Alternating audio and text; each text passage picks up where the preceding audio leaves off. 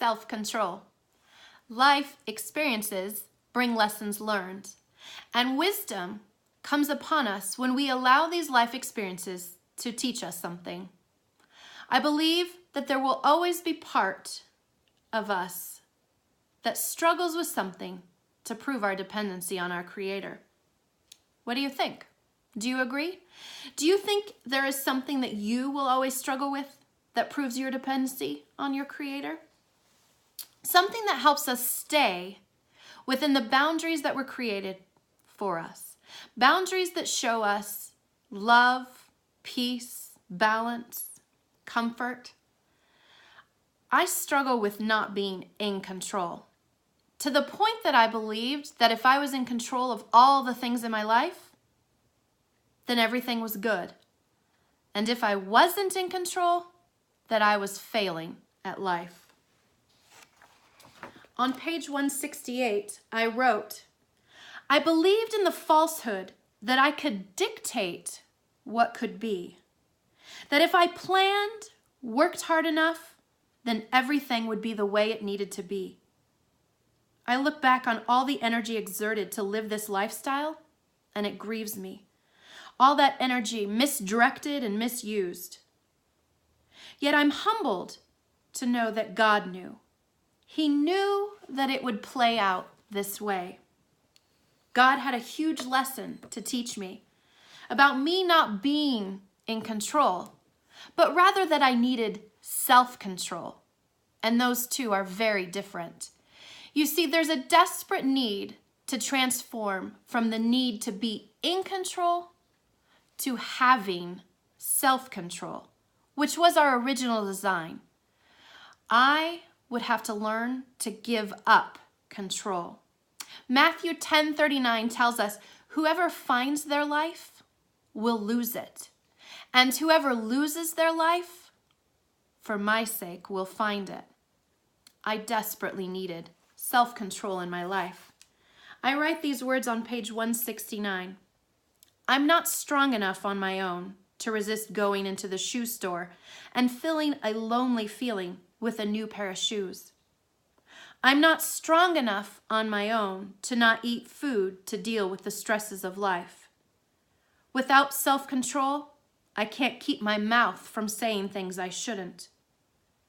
I want a clear mind free of excessive thoughts, so I need self-control.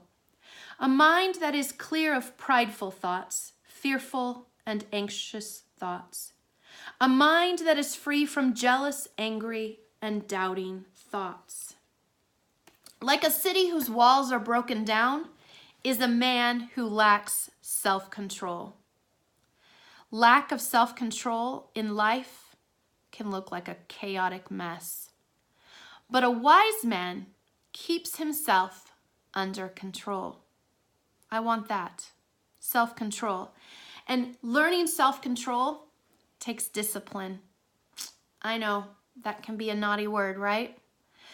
But discipline in thoughts and our emotions and the willingness to allow God and His will to become my will takes discipline. And discipline is not about how heavy we make it, but rather a balance between growth, development, and progress. 2 Timothy tells us God didn't give us a spirit of timidity, but a spirit of power, of love, and self-discipline. God created us to seek discipline and then live in it. In her book, Set Apart, Jennifer Kennedy Dean tells us, if you will see yourself the way He sees you, finished, then you will become what He says you are. He calls us disciplined and self-control, and we must have that godly image if we want a life of freedom. Do we believe that discipline is freedom? Isn't the purpose of discipline to become more like Jesus? Discipline should always be a selfish thing. What do I mean by that? I mean that disciplining ourselves is about ourselves. It's not our job to worry about how others are living in the image or their purpose of God. Coming to the awareness of not being in control is scary and hard. Coming to know that my identity is not found in what I do or what I am, but rather whose I am, is freeing. I am His. When love takes us and takes over our fear, our doubt, our worry, we live in that life of freedom.